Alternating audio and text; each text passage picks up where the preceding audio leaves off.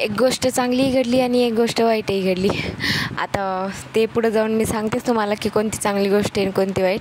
पण इथं तर आज आमच्या इथं घटस्थापना होती, म्हणून आमचं फ्रीज स्वच्छ करायचा राहिला होता, तर म्हणलं आधी ते करून घेऊ. मग इथं चांगलं फ्रीज घासून घेतला आणि घासून घेतलेली भांडी सुकत ठेवली, तोपर्यंत आतलं फ्रीज क्लीन करून घेतला.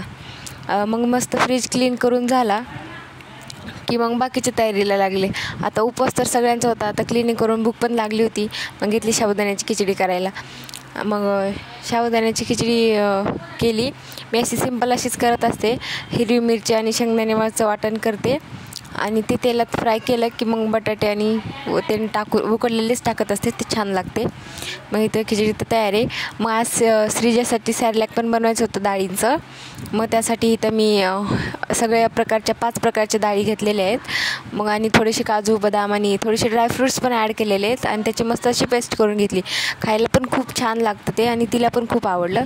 मग घटस्थापना केली आणि आमच्याकडं 5 दिवसाचे घट असतात, म्हणून आमच्यात आज घटस्थापना झाली.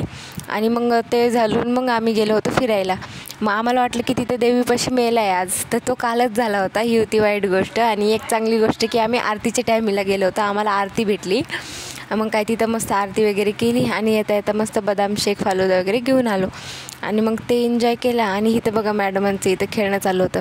मग त्या खेळून दमल्या, तर म्हटलं थोडंसं बाहेर जाऊन येऊ. मग थोडंसं खालीच राऊंड मारायला गेलो आणि राऊंड मारलं आणि ते मॅडमांना फिरायचं तर इतकं नाद आहे की त्या सगळीकडे बघतात मस्त. मग येऊन काय दमलेल्या मॅडम मस्त झोपी गेल्या.